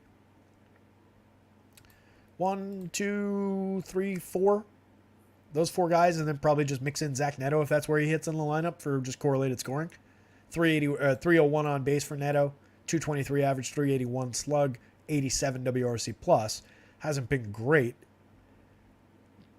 You're really stretching it to find a fifth man in this lineup, but I like those four bats anyway. Grichuk, Drury, Ohop, and Adele. And then you can just bolt on a fifth one. Not a priority stack by any means. They rank at the very bottom of the board. How about that? By fantasy point projections. Not a lot of good projections from here down. 13th by power. Bottom of the board by fantasy point projections. Rangers on the other side going up against Detmers. They land third overall on the fantasy point board, 6th for power, because they're just kind of undeniable for some of these players. Josh Young, a great projection. Adolis Garcia, Marcus Semien, Corey Seager. Detmers is very, very talented, but he's got his work cut out for him getting through this lineup. 28 home runs, 14 steals for Semien, 24% better than average creating runs with a 201 ISO. Seager, 74% better than average, 309 ISO, 33 home runs. Robbie Grossman, 10 home runs, 241, 341, 400 in the middle of the lineup. An okay option for correlated scoring who can go deep a little bit on his own. 3,100, 2,800. He's very cheap hitting third. Josh Young, 48, 33. Good option at third base. 271, 317, 480, 114 WRC plus, 210 ISO, 23 homers, and 492. Not bad. Very good contact profile. Would have been interesting to see how he finished out in a full season. Missed about a month and a half, maybe a little more. 29.1% strikeouts, only 5.7% walks. A little bit more in the walk department. Pushes the WRC plus up into the 120s, mid 120s. Mitch Garver, tons of power from the catcher spot, 19 home runs and 324 plate appearances. Same story for Jonah Heim, 18 home runs and 481 opportunities. Nathaniel Lowe, 17 homers now and 699, a 118 WRC plus, still too cheap, 4,500, 30,000. Better when he's hitting up here, but very playable from down here too. Leo Taveras, 102 WRC plus, 13 homers, 14 steals. Mix and match part for cheap in the outfield late in the lineup. Reed Detmers, Rangers bats, Angels bats. No Cody Bradford. 2 to go, 5:38. Making decent time. Still no lineups. Power says Roth dropped Arizona at Chicago to a yellow. Chance for a delay. Yeah, that's one to watch for sure. Mamba says, yeah, it was me and lock button on the Wizard of Oz, so did pretty well yesterday. That's awesome, dude. That was a good call for sure. Hopefully it paid dividends for you. Seth Lugo on the bump for the Padres. 84-88. Projects out pretty well going up against a free swinging Giants club. A lot of strikeouts. 24.2% strikeout rate. I like attacking the Giants with lefties a little bit better than righties. They do have some pretty good lefty power bats. They do have some pretty effective on-base skills from the left side. But overall, Lugo's pretty good. 23.3% strikeouts, 3.79 ERA, 3.72 xFIP, allowing a 3.32% home run with a little bit too much hard hit, a little bit too many barrels, but a 9.8 degree average launch. Somewhat effective at keeping the ball in the yard, only 5.8% walks. I could see Lugo having a pretty good start here. For the money, I definitely think he's involved. One of the better mid-range type options price-wise. 84 on DK, very good price. 88 on FanDuel, very playable price. Kyle Harrison, probably not the right spot. Love the pitcher, 24.4% strikeout rate. Limited the last time out in terms of strikeouts. I think it was against the Dodgers. He only struck out 2, I want to say. But overall, one of the top pitching prospects in all of baseball. Has had a couple excellent starts. Yeah, only 2 strikeouts last time out. Gave up 2 earned. He's given up a few home runs. Had a tragic 4 home run game against this Padres team back on the 2nd of this month. And then has given up 1 in each of 3 starts since then. We're not going away from him because of that game against this Padres team. But just on a deep pitching slate overall, I don't think there's really that much need to tangle with the Padres. They are showing a little bit of power against him. He does have a 6.30% home run rate showing in the model, 10.5% barrels. Obviously a little problematic in terms of power, but most of that comes from that one big blip against this Padres team. 4.85 ERA, 4.58 xFIP, 24.4% strikeouts. Probably just don't need him. 6,800, price is right. Projection's okay. 8,200 on DK, that's where we go wrong. If he was this price on DK as an SP2, that'd be dynamite. This price on FanDuel as a total dart throw of a value play, I do think there's potential there. He could go 6 against this team, a handful of strikeouts. There's no reason to think that he wouldn't be able to have a successful start here. So I probably will have a few shares of Harrison. I just don't think it's an ideal spot, but it's probably a good tournament spot given that cheap price on FanDuel. Padres bats, definitely rosterable against him. Juan Soto was the overall home run pick of the day at 10.6, so I obviously like the Padres a little bit. If I have a position on Harrison at 68, I'll definitely have some Padres hedge stacks on the other side. Xander Bogaerts off the top, 4,600, 3,200, up to 283. Look at the average climb, 350 on base, 121 WRC plus. Remember when he was at like 102 a couple of weeks ago, was dangerously close to slipping below the waterline? We never gave up on him. He turned it all around. 19 home runs, 18 steals. Has been good, not great through much of the season, and then great in spurts of the season. 25 home runs, 29 steals for Tatis, 33 home runs, 11 steals, a 153 WRC plus for Soto, 239 ISO, monster hitter. Manny Machado, 30 home runs, 208 ISO, 10.06 in the home run model. Luis Campusano, very effective catcher bat so far. 319, 356, 491 creating runs, 34% better than average in his first 174 plate appearances. Only cost 3,500 at the catcher spot. Not bad. Ha-Seong Kim, dropping in the lineup to let Bogaerts hit leadoff. Whether Kim hits here or up here, I think he's a very interesting option. 4,700, 3,100, multi-position on both sides. 17 homers, 36 stolen bases in a career year. Not bad at all. Garrett Cooper, 31, 26. Cheap power from the right side. Not a lot of home run production since coming to the Padres, but still a 10.4% barrel rate, 42.1% hard hits. 96 WRC plus, a 165 ISO, but 16 home runs and 439. Matt Batt and Jose Azocar kind of mix and match parts. On the Giants side, Lamont Wade is an interesting lefty off the top. 17 home runs, a 377 on base to support the idea of correlated scoring. Yaz, good lefty pop, 10.2% barrels, 44.7% hard hits with 15 homers, a 220 ISO. Wilmer, 224 ISO, 22 home runs to lead the team. Jock Peterson, 15 home runs, 188 ISO. Very good contact profile, 53.2% hard hits, 12.2% barrels for only 37.26. Decent, not great mark in the home run model. A little bit of a disappointing year overall for Jock. 188 ISO, not quite enough. 15 home runs, not quite enough. Only 409 plate appearances. We just expect a little bit more lefty power because that's what he does well is, hit righties from the left side of the plate for a little bit of power. 13 home runs, 22 steals for Thairo Estrada, 101 WRC plus. Conforto at 104 WRC plus, 15 home runs in kind of a mediocre comeback season. I feel like it's fair to say, let's see what he does next year after missing all of last year. Overall, an effective bat, but the triple slash is a little lackluster for what I was expecting from Conforto. Luciano, Pat Bailey, Tyler Fitzgerald, mix and match parts down toward the bottom of the lineup. Primarily, I'm interested in Seth Lugo and then the value price for Kyle Harrison on FanDuel. So I'll say Lugo on either site, Kyle Harrison on FanDuel, Padres bats as a hedge. Well, let me flip that. Lugo on either site, Padres bats particularly as a hedge. Kyle Harrison on FanDuel for value. Very minimal interest in Giants bats. And then Kyle Harrison at 82 on DK. I just think that's mispriced over on DK by a little bit. He could succeed at this price, but you're probably not getting a value buy there. You're probably paying about the right price for him in this matchup right now. This is an extreme value price. Last game up, big showdown out west. Ethan Babineau asks, are we thinking Texas is going to be highly owned? Fairly big slate, so I don't think anything's going to get overly crazy highly owned.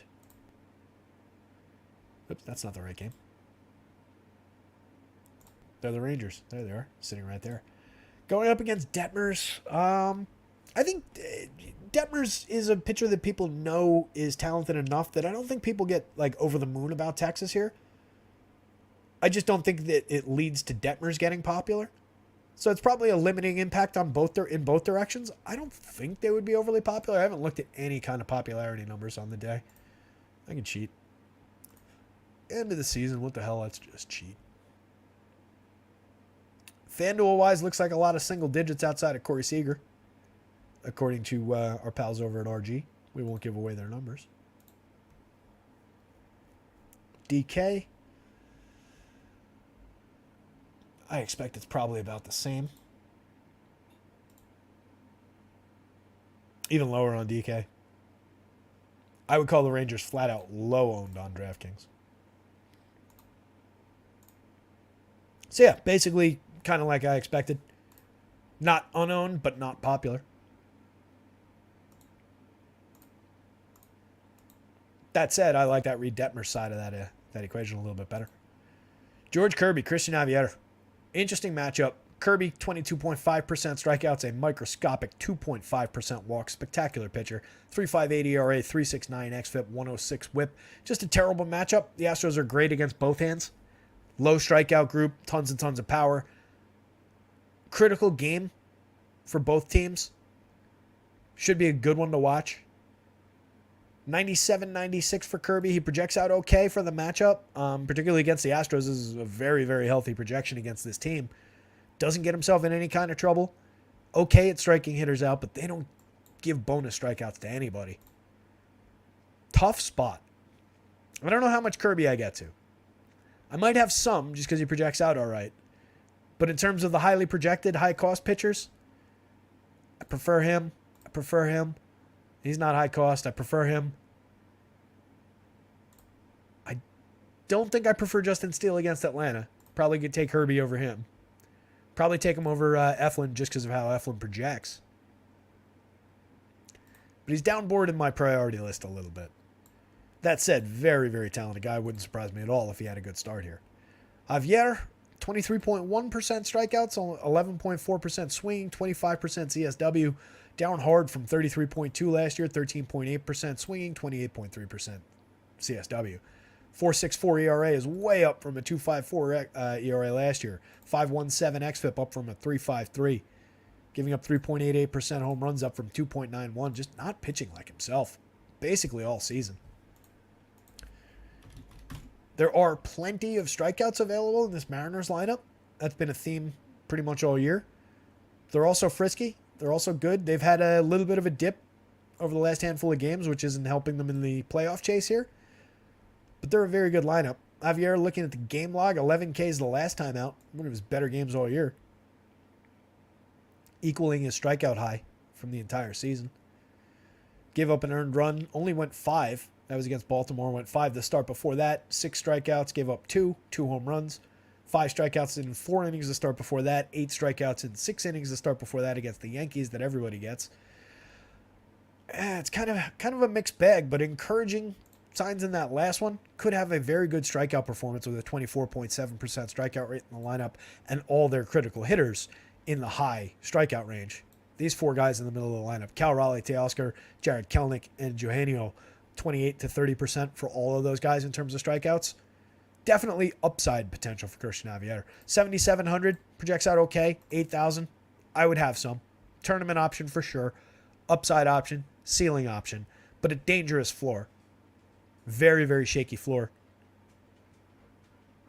They went in and replaced all the wood slats and the beams and everything with just like a bunch of like cut up chopping bags. It looks like a brown floor, but you walk out on it, you fall right through it. Or like the Indiana Jones floor from Last Crusade, where he's got to spell the name of God. He falls through the... But in Latin, Jehovah starts with an I. So does that mean that in Latin, Javier starts with an I as well? These are the things we wonder about at the end of the baseball season. I think he's playable. 8,000, 7,700. The price is right. I'll have some. Tournament dart. I think you take shares of both sides in terms of the bats. Probably a little bit more interested in the Mariners side of the batting equation, just because I expect Kirby to be Kirby and keep this side down where I don't know what Javier is going to do. And I like the Mariners' power. Julio, obviously a superstar, 6,300, 4,200, 283, 341, 494, 212 ISO, creating runs 30% better than average, 100 runs scored, 101 RBIs, 30 plus home runs, 30 plus stolen bases. What bad season? What are we even talking about? When did that happen? It certainly didn't appear here. Crazy how he turned things around the last 2 months. This season now looks better than this season. Outside of the WRC+. Phenomenal turnaround for him.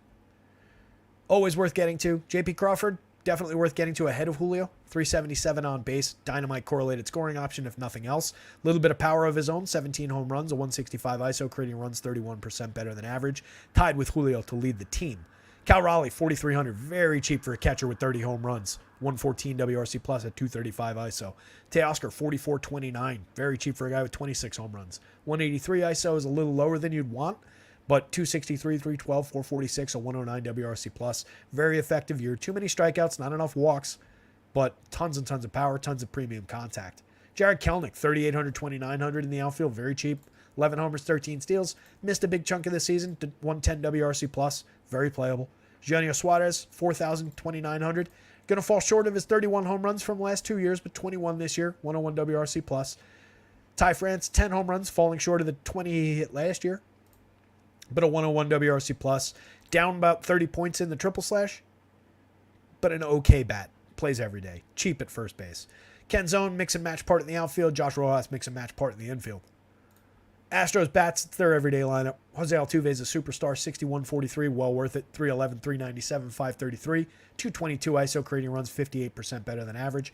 Bregman, 5,200, 3,400. 24 home runs, the lowest end of their 4 stars at the top of the lineup, but still only strikes out 12.1% of the time, walks 12.8, and mashes. Jordan Alvarez, Kyle Tucker. What can you say about Jordan Alvarez? 30 home runs in 474 plate appearances, a 174 WRC plus. Rivals the MVP candidates, just missed out on some plate appearances. 5,800, 3,900, monster power hitter, monster overall hitter from the left side. Kyle Tucker, tons of power, a lot of speed, 29 home runs, 29 steals, 139 WRC plus.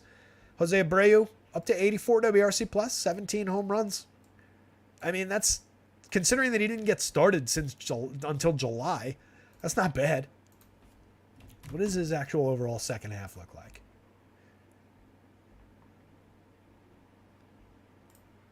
So he was dead from August of 2022 through like July of this year. Since July,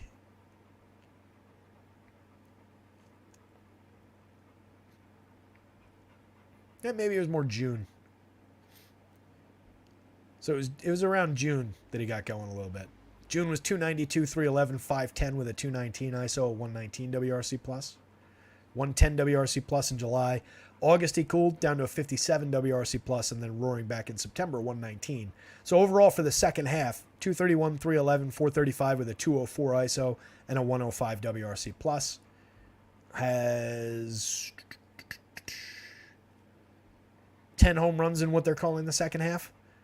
5 in June, 4 in July, only 1 in August, and then 6 in September. Pulled his season together somewhat. Chas McCormick, 45, 35, 22 homers, 19 steals, a 138 WRC plus, and actually good season all year, 441 plate appearances. Jeremy Pena and Mauricio Dubon, basically the same guy at this point, 95, 97 WRC plus, 10 homers, 9 homers, 13 steals, 7 steals. Mediocre mix and match type options in the back end of the lineup in the infield. And then Martin Maldonado, the cheap home run upside, 14 on the season, 392 plate appearances. Sub Mendoza, 156 ISO, 68 WRC plus. Excuse me. You know what you're getting from Martin Maldonado. Apparently you're getting the hiccups from Martin Maldonado. Mike Ford in for Ken Zone, says Power. Seattle lineup dropped. I like Ford. A little bit of lefty pop. Otherwise looks the same. So yeah, cheap lefty power at first base for Mikey Ford. He's had a good season. Not a big-time MLB player. But 3,100, 2,700, 16 home runs and 240 plate appearances, a 256 ISO, creating runs 22% better than average. Only 227, 317 on the front end of the triple slash. Another guy with 30+% strikeouts, and now there's 5 guys in a row. They're 28 to 30+. Feeds a little bit of additional upside to Christian Javier, but also puts a little bit of dangerous left-handed power into the lineup. 17.8% barrels, 44.4% hard hits. Again, not a major league hitter, really. More a quad A type guy. But he's cheap. He's in the lineup. More of like threatens Javier than a premium DFS asset. But if you're stacking Mariners, you can include him for 31.27. It's not like he's expensive. So, George Kirby, Christian Javier, Mariners bats, Astros bats. All four sides are playable.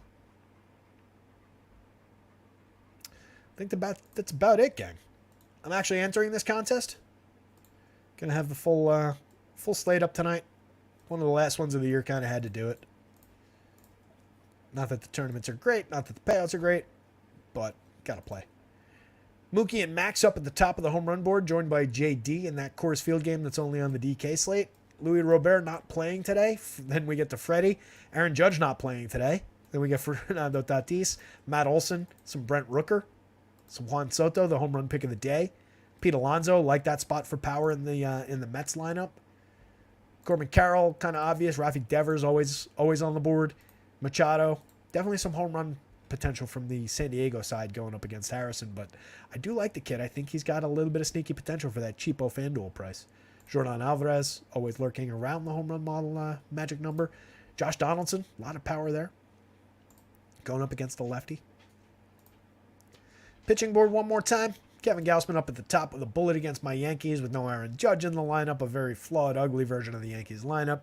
Love the spot for Gausman. If you're not enthusiastic about that, maybe I can sell you some Bailey Ober against the Athletics for $2,100 cheaper on the FanDuel slate, even more on the DK slate.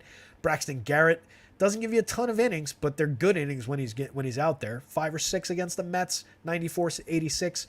Better price on DK, playable on both sides. Love the Paul Blackburn value on both sides. A lot of strikeouts on the board against the Twins. Could get dinged for power, but typically doesn't. Very good at limiting power overall. Very cheap on both sides. I'll have lots. George Kirby, don't love the matchup. Like the pitcher a lot. He's regularly priced, decently projected. Seth Lugo, very good matchup for strikeout potential. 88-84, another good value. Reed Detmers, love the value pricing. Terrible matchup, but very, very good pricing for a high-end strikeout pitcher. I'll have a decent chunk of Reed Detmers as well. Don't like the spot for Justin Steele. Tough matchup against the Braves. If anybody can get through them, he could, but don't like it. Don't think we need to go there that much with a lot of pitching on the board. Harrison for 68 on FanDuel. I'll throw some darts. 82, a lot thinner on the DK board. Darts, but not really value priced. If he was here, value-wise, it would be better. Michaelis for 65-62. On the idea of booking some clean innings for cheap, there's potential there. Javier, strikeout potential, 77-8,000. Priced correctly for the strikeout upside. Michael King, 86-6,000. Definitely an option for value on the DK board at 6,000. Strikeout potential for sure. 86 on FanDuel, we're pushing it. But 6,000 on DK is a good SP2 price for Michael King. Eflin doesn't project well at all for a high price against Boston at Fenway Park, but very talented, having a very good year. Lucchesi I don't need, Elder I don't need, Bobby Miller at Coors Field I don't need, Houck, Davies, Bradford, Urena, Hauser, and Feltner I would just leave on the table. That's about it, gang. Last lineup from one of the last shows. Not the last show yet of the baseball season, but we're pushing it. We're getting there. With that in mind, I'm going to thank everybody for their time, for coming and hanging out with me through a little bit less than 2-hour show, hour 45, hour 42, somewhere in there. Got through this one pretty quickly. Gonna have a little time to build my lineups. Maybe let Joker out, give him some food. He's been freaking out over here this last 15 minutes or so. Since I was up at like 6 in the morning, they ate early at 6 in the morning, so now he thinks that it's past time for food, and he's flipping out, losing his mind like I forgot to feed him. Frederick Doot says, thanks. Good luck tonight.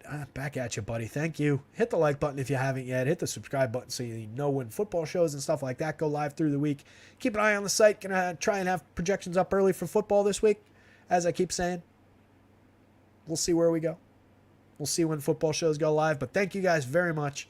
It's been a blast. Been a fun season. A couple more of these baseball shows to go still. But with that, I'm going to wish you all luck. I'm going to say somebody out there go win something. And I'm going to say I'm going to see you tomorrow. Because I'm going to see you tomorrow. Later.